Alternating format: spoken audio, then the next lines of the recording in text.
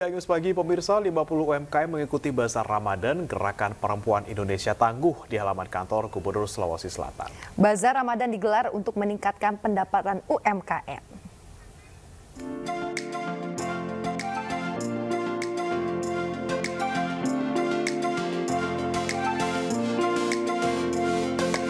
Sebanyak 50 usaha mikro kecil menengah mengikuti rangkaian Bazar Gerakan Perempuan Indonesia Tangguh atau Gempita di halaman kantor Gubernur Sulawesi Selatan. Kegiatan yang digelar oleh Dinas Pemberdayaan Perempuan Perlindungan Anak Pengendalian Penduduk dan KB Sulawesi Selatan dibuka oleh Gubernur Sulawesi Selatan Andi Sudirman Sulaiman. Kegiatan ini digelar untuk meningkatkan ekonomi pelaku UMKM.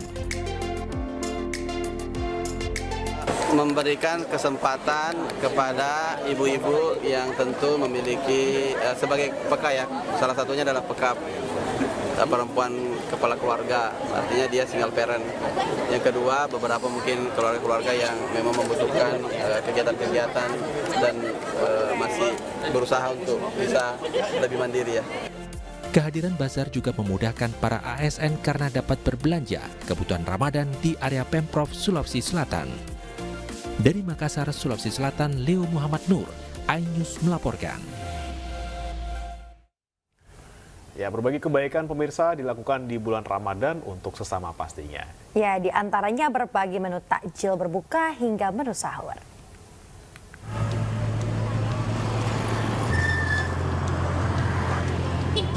Berburu takjil di bulan suci Ramadan menjadi rutinitas umat muslim tanah air. Aneka makanan, minuman hingga kue khas puasa banyak dijajakan. Kali ini relawan Sandiaga Uno memberikan fasilitas lapak bagi para pelaku UMKM di Pekanbaru Riau. Para relawan juga memborong untuk dibagikan kepada para pengguna jalan sebagai takjil gratis.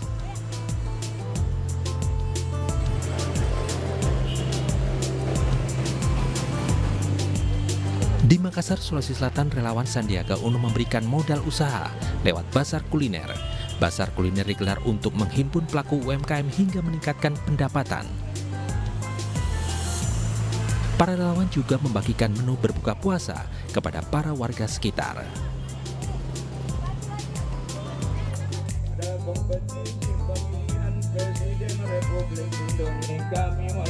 Jelang berbuka puasa, relawan Usbat Sumatera Utara memberikan tausiah kepada warga. Ceramah agama disampaikan Majelis Taklim Masturo kepada warga Jalan Yosudarso Medan Sumatera Utara. Bantuan perangkat pengeras suara serta Al-Quran diberikan kepada Majelis Taklim.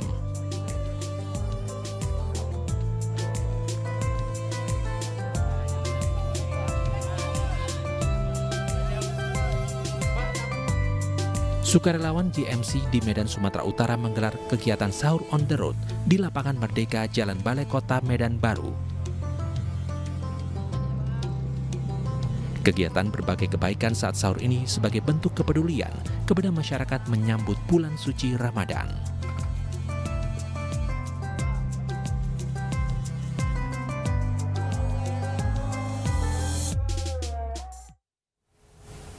Demi meringankan beban bagi para ODGJ di Kota Bekasi, Jawa Barat, aksi sosial memberikan paket sembako dilakukan. Di bulan Ramadan yang penuh berkah, komunitas Indonesia Off-Road Bekasi Raya bersama dengan Subdenpom Jaya 21 Kota Bekasi, Jawa Barat membagikan paket sembako kepada ratusan ODGJ di Yayasan Galuh. Bakti sosial dilakukan serentak dengan membagikan sembako dan takjil di jalan. Pembagian sembako dan takjil ini untuk meringankan beban bagi saudara-saudara yang kurang mampu di bulan suci Ramadan. Yayasan ini juga lumayan besar ya, banyak sekali penyandang ODGJ-nya, sehingga kita prihatin dengan kondisi mereka dan kita support untuk kegiatan baksos kali ini. Harapannya bahwa kegiatan ini akan memberikan berkah buat seluruh anggota IOF dan ke depan mudah-mudahan kegiatan ini akan terus kita laksanakan. Ribuan narapidana menggelar pengajian bersama di lapangan Lapas Narkotika Cipinang, Jakarta Timur. Kegiatan yang digelar tepat pada 17 Ramadan ini juga untuk memperingati momentum turunnya Al-Quran kepada Nabi Muhammad SAW.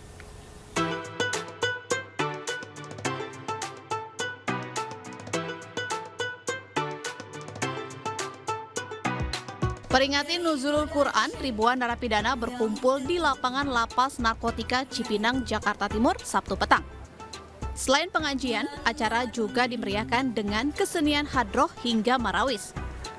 Pihak Kanwil Kumham DKI Jakarta juga memberikan penghargaan bagi narapidana yang menjadi juara 3 nasional kategori membaca Al-Quran atau Qori'ah. Ada sekitar 7 petugas lapas rutan yang juga sebagai pembina rohani Islam di lapas rutan di DKI Jakarta ini yang akan kita berangkatkan umroh ya di tahun 2023 ini ya sekitar bulan-bulan Agustus nanti. Harapannya adalah ini menjadi motivasi para pegawai di lapas rutan di Jakarta ini. Festival Ramadan ini diharapkan dapat meningkatkan kecintaan kepada Al-Quran sekaligus memperingati turunnya Al-Quran kepada Nabi Muhammad SAW. Dari Jakarta, Rio Manik, iNews melaporkan. Pemirsa, siapa sangka di tengah hiruk-pikuknya ibu kota Jakarta berdiri sebuah pondok pesantren yang memiliki 3 kurikulum. Ya, selain itu di sini juga para santri bisa berlatih pencaksilat dan kesenian hadroh. Dan berikut liputan Nata Arman beserta juru kamera Rizky Solehudin.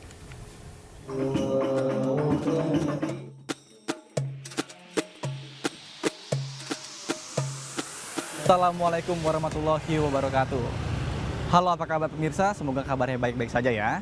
Dan gimana puasanya? Semoga ibadah puasa kita selalu diberkahi oleh Allah Subhanahu wa Ta'ala. Nah, ngomongin soal bulan suci Ramadan, rasanya masih ada yang kurang kalau kita tanpa membaca Al-Quran atau tadarus Al-Quran. Nah, kebetulan saat ini saya sedang berada di salah satu pondok pesantren kawasan Jakarta Selatan yang memiliki 3 program unggulan. Salah satunya adalah Hafiz Al-Quran. Nah, untuk itu saya akan mengajak Anda beserta juru kamera Rizky Solehudin untuk melihat aktivitas para santri dalam melaksanakan ibadah puasa tahun 2023 saat ini. Mari ikuti saya.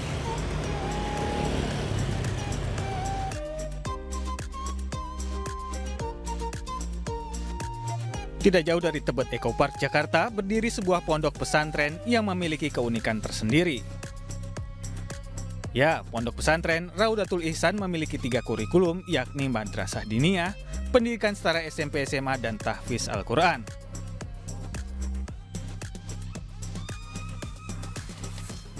Assalamualaikum. Waalaikumsalam. Gimana? Apa kabar Ustaz? Baik, Alhamdulillah. Ahlan wa salam di tempat kita belajar bersama dengan santri-santri dan juga murid-murid yang insya Allah menjadi keberkahan di bulan Ramadan ini. Dengan Amin. kedatangan daripada Mas Nata. Siap, amin. Oke Ustadz, nih dalam menjalankan ibadah puasa nih, saya mau tahu nih santri ini aktivitasnya ngapain aja sih? Terutama kan ini kan memiliki 3 program unggulan ya. Salah satunya adalah Hafiz Al-Quran. Nah, saya boleh nggak ngelihat secara langsung seperti apa mereka, mungkin metode pembelajaran penghafal Al-Quran mereka, gitu? Baik, dengan senang hati. Mari kita langsung lihat aja. Oke, ya. Mari. Oke, pemirsa. Mari.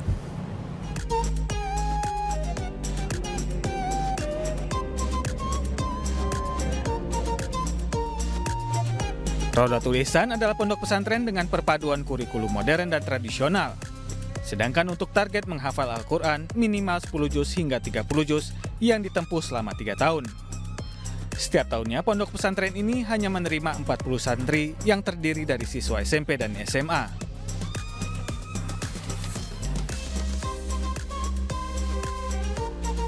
Raudatul Ihsan telah memiliki cabang di Cigombong, Jawa Barat dan Malang, Jawa Timur.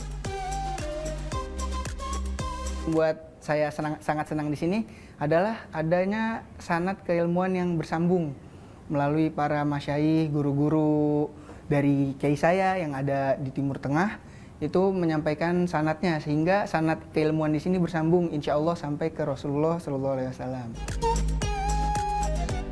Dengan sanad Al-Quran dan keilmuan yang bersambung ke Rasulullah SAW, pondok pesantren ini memiliki berbagai keilmuan Islam melalui para guru baik dalam dan luar negeri. Seperti Profesor Dr. Muhammad Fadil Al-Jilani dari Turki, Profesor Dr. Yusri Rusdi dari Mesir, dan Dr. Abdul Mun'im Al-Gumari dari Maroko. Di sini santri juga diajarkan bahasa Arab yang membantu mereka melanjutkan kuliahnya di Timur Tengah. Saat ini, Ponpes Raudatul Ihsan telah menjalin kerjasama dengan Universitas Qarawiyun di Maroko dan Al-Azhar di Mesir. Bagi santri yang tertarik di bidang seni dan olahraga, di sini mereka juga bisa mengasah bakatnya dengan berlatih silat, hadroh, dan kaligrafi. Dengan berlatih pencak silat diharapkan para santri memiliki disiplin dan etos belajar yang tinggi.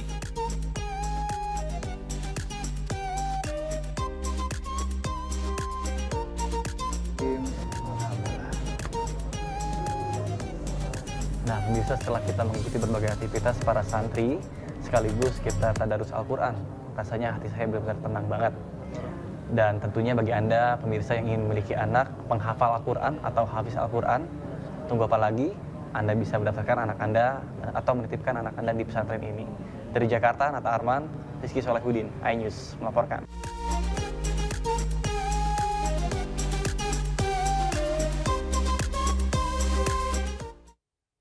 Pemirsa, untuk mengurai kemacetan saat mudik Lebaran 2023, pemerintah Provinsi Jawa Tengah menyiapkan tol fungsional Solo Yogyakarta.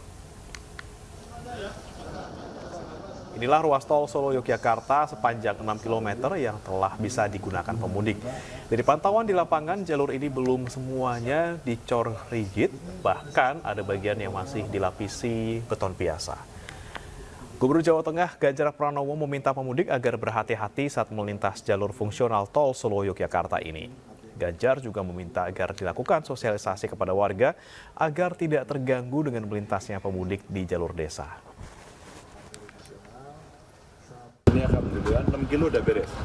Jadi 6 kilo beres ini akan difungsionalkan. Jadi di tempat saya berdiri inilah yang nanti akan dikontrol oleh kawan-kawan. Ini kelas B begitu, ini akan sangat membantu sehingga nanti arus Solo Jogja.